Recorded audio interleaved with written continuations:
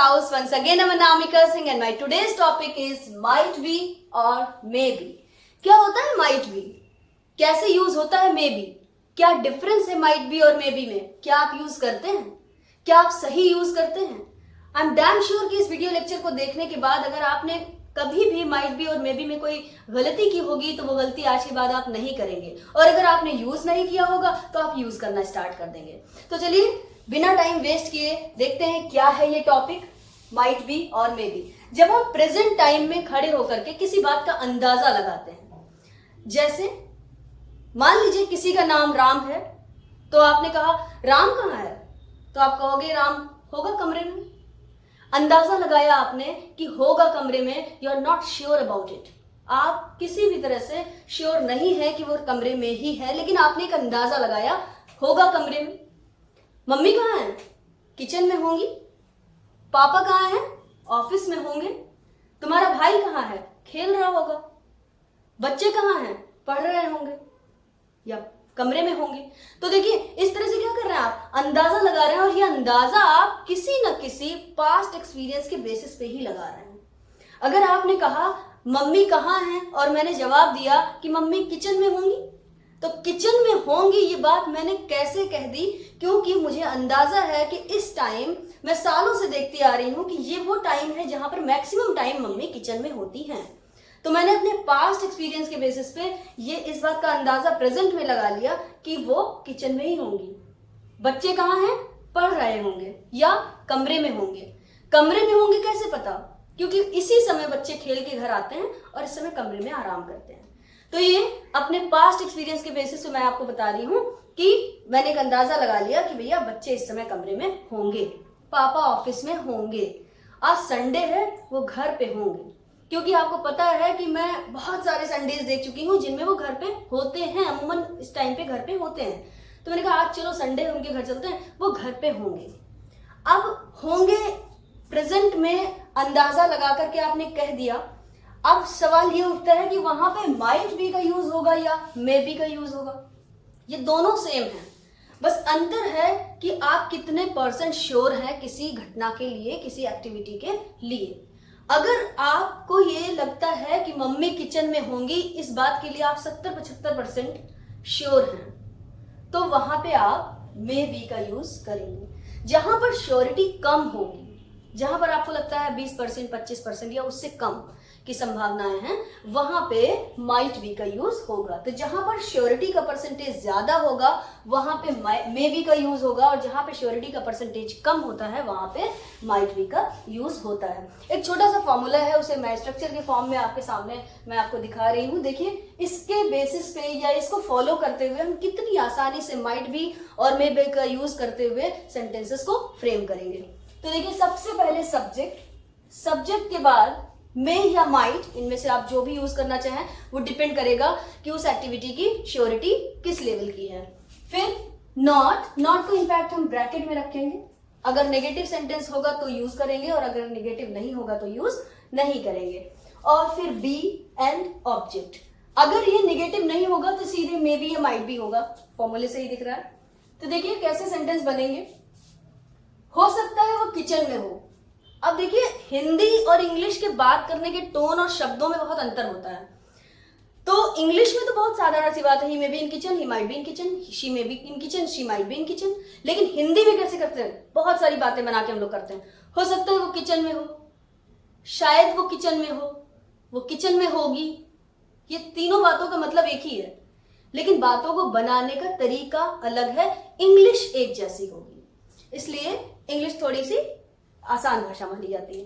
तो देखिए शी, सबसे पहले सब्जेक्ट यहां पे क्या है? हो सकता है वह किचन में हो।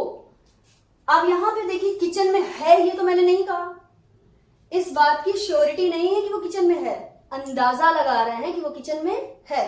अब यहाँ पे हम मे बी का यूज भी कर सकते हैं और माइट बी का यूज भी कर सकते हैं, वो डिपेंड करता है मेरी सिचुएशन पे, उस समय आपकी सिचुएशन पे जब आप सेंटेंस को बना रहे होंगे। तो अगर आप उस एक्टिविटी के लिए 100% श्योर है या फिर 70, 75, 80% श्योर हैं, तो आप वहां पे माइट बी का, मे बी का यूज करेंगे। लेकिन आपको लगता है कि वो कभी तो किचन में गई नहीं, लेकिन हो सकता है किचन में हो, तो फिर आपको क्या है, 10-20% का अंदाजा है, तो वहां पे आप माइट बी का यूज करेंगे। तो देखिए सबसे पहले सब्जेक्ट यहाँ पे क्या है, वह, क्योंकि बात से ही लग रहा है वो एक यहाँ पे मेल या फीमेल कुछ भी हो सकता है, मैं जनरली कंसीडर की जाती है फीमेल्स किचन में, इसलिए मैं यहाँ पे शी का यूज कर रही हूँ। तो सब्जेक्ट हो गया शी, इसके बाद आप मे लगाएंगे या माइट लगाएंगे, ये आपकी सिचुएशन पे डिपेंड करना, मैंने बता दिया है। तो यहाँ पे हम दोनों का यूज करके देख लेते हैं। तो शी, फिर मे, फिर नॉट नहीं लगेगा क्योंकि एक नेगेटिव सेंटेंस नहीं है। शी मे बी, देखिए, फिर इन द किचन, ऑब्जेक्ट में क्या बचा, किचन में, इन द किचन कैसे बन गया, she may be in the kitchen. इसलिए यहां पे मे बी मैंने लगाया है क्योंकि एग्जाम्पल किसका लिया है, मान लीजिए वो आपकी मम्मी है, तो अगर मैंने आपकी मम्मी का एग्जाम्पल लिया है तो आप, और यहाँ पे मे बी का यूज किया है, तो इसका मतलब है कि आप बहुत सालों से देखते आ रहे हैं कि 5 बजे के आसपास चाय नाश्ते के लिए मम्मी किचन में होती हैं, तो वहां पे हमने मे बी का यूज कर लिया। आप अपनी सिस्टर के लिए यूज कर रहे हैं, अपनी फ्रेंड के लिए यूज कर रहे हैं कि she may be in kitchen, तो मे बी का यूज आप हटा के माइट भी कर सकते हैं। माइट भी इसलिए कर सकते हैं कि हमेशा वो उस समय किचन में नहीं हो सकती है, हो सकता है कि हो, कुछ श्योर नहीं हूं मैं, 10-20% की श्योरिटी होगी, तो यहाँ पे आप माइट भी का यूज कर सकते हैं, दोनों यूज हो सकता है। इसी को अगर नेगेटिव बनाएंगे तो कैसे बनेगा, शी मे या माइट जो आप यूज करना चाहें, she may not be in kitchen, वो किचन में नहीं होगी। आप 100% श्योर हैं या फिर आप 90% श्योर हैं, 80% श्योर हैं कि इस समय वो किचन में नहीं होगी, 2 बजे वो आराम करती है, मैंने तो कभी नहीं देखा किचन में, तो क्या होगा, she may not be in kitchen, इस समय किचन में तो शायद ही हो। ठीक है, नेक्स्ट एग्जाम्पल देखिए, शायद वो बीमार हो। सपोज अ स्टूडेंट जो मेरे क्लास में हर रोज आता है वो एब्सेंट हो गया, वो नहीं आ पाया, क्लास को अटेंड नहीं कर पाया, तो मैंने किसी अदर स्टूडेंट से पूछा कि आज ये बच्चा क्यों नहीं आया, तो उसने कैसे मेरे से बोला, मैम पता नहीं, शायद बीमार हो। तो शायद बीमार हो, वो प्रेजेंट में खड़ा होकर अंदाजा लगा रहा है कि भाई वैसा तो कभी नहीं हुआ कि वो क्लास में ना आया हो, तो हो सकता है बीमार हो, लेकिन वो बीमार भी ज्यादा नहीं होता, तो वो उसकी बीमारी के लिए श्योरिटी जो है वो बहुत कम है, इधर है 20%, 25% से नीचे की बात हो रही है। तो यानी कि हमने यहाँ पे क्या लगा दिया, माइट बी। तो ही सब्जेक्ट क्या है, शायद वो बीमार हो, यहाँ पे एक मेल को कंसीडर कर लिया। ही माइट इसलिए लगाया क्योंकि श्योरिटी को कम दिखा रहे हैं, ही माइट बी, और बीमार के लिए ill, he might be ill, he might be ill, that's why he didn't come, इसलिए वो नहीं आया। नेक्स्ट, वह ठीक होगी। सपोज कोई आपकी जानकारी में है ऐसा, मेरी क्लास की कोई स्टूडेंट है जिसके घर में कोई मिसहैपनिंग हो गई है जिसकी वजह से वो डिस्टर्ब थी, तो मैंने और स्टूडेंट से पूछा कि इज शी फाइन, अब वो ठीक है, तो आपने क्या कहा, आपको बिल्कुल पता नहीं कि वो एकदम ठीक है या नहीं है, लेकिन आप क्या कहते हैं, मैम ठीक होगी, अब तो काफी टाइम हो गया, तो ठीक होगी, वह ठीक होगी, शी मे बी फाइन। यहाँ पे आप माइट बी का यूज भी कर सकते हैं, she might be fine, confirm तो नहीं है मैम कि वो ठीक होगी नहीं, लेकिन अब काफी टाइम हो गया तो ठीक ही होगी, इसलिए शी माइट बी फाइन भी हो सकता है। और आपको लगता है कि यहाँ वो जल्दी से कवर अप कर लेती है चीजों को, तो आप कह सकते हैं शी मे बी फाइन। देखिए, शी सब्जेक्ट हो गया, फिर में नेगेटिव सेंटेंस नहीं है इसलिए नॉट का यूज नहीं होगा, फिर देखिए फॉर्मूले में बी है तो बी का यूज कर दिया, और ऑब्जेक्ट क्या है, ठीक, यानी कि फाइन। ठीक है, अब देखिए अभी तक यहाँ पे आपने कैसे सेंटेंसेस देखे, हो सकता है, फिर एक हो सकता है का सेंटेंस आया, हो सकता है इस समय वो स्कूल में हो, हमने कहते चलिए भाई अपने किसी फ्रेंड का नाम ले लिया कि हाँ चलो चिंटू के घर चलते हैं, आप चिंटू के घर चलने की बात कर रहे हैं, दूसरा फ्रेंड बोला अरे चिंटू तो इस समय स्कूल में होगा, यार चिंटू हो सकता है इस समय स्कूल में हो। ठीक है, आपने कहा कि चलो अंकल से पैसे ले लेते हैं चल के, अरे अंकल तो इस समय ऑफिस में होंगे, हो सकता है इस समय अंकल ऑफिस में हों। तो इस तरह के सेंटेंसेस के लिए हम यूज करते हैं मे बी या माइट बी। तो सब्जेक्ट क्या है, ही, वह स्कूल में हो, वह क्या है, सब्जेक्ट। अब माइट बी आप दोनों का यूज कर सकते हैं, मैं कई बार बता रही हूं कि सिचुएशन के हिसाब से आप माइट बी मे बी का यूज कर सकते हैं, डिफरेंस बस श्योरिटी का है। तो ही might be in the school this time, वो इस समय स्कूल में हो सकता है, या हो सकता है वो इस समय स्कूल में हो। ठीक है, प्रेजेंट में खड़े होकर अंदाजा लगा रहे हैं, क्योंकि ये 12 बजे के आसपास का टाइम है और 12 बजे जनरली लोग स्कूल्स में होते हैं। और वो एक स्टूडेंट है तो हो सकता है अभी मत चलो उसके घर, हो सकता है वो स्कूल में हो। नेक्स्ट इज, शायद वो इस समय अपने दोस्त के साथ हो, आज उसका बर्थडे है तो हो सकता है वो इस समय अपने दोस्त के साथ हो, थोड़ी देर बाद चला जाएगा। ठीक है, तो शायद वो इस समय अपने दोस्त के साथ हो, क्योंकि वो आपने जितने बर्थडे उसके देखे हैं वो लगभग इस समय अपने फ्रेंड्स के साथ अपनी बर्थडे पार्टी को एंजॉय कर रहा होता है। तो आपने क्या किया, उन बर्थडे से, उसके लास्ट बर्थडे से इस बात का अंदाजा लगा लिया कि भाई इस समय नहीं जाना चाहिए उसको डिस्टर्ब करने के लिए। वो हो सकता है अपने फ्रेंड्स के साथ हो, ठीक है, या फिर शायद वो अपने दोस्तों के साथ हो।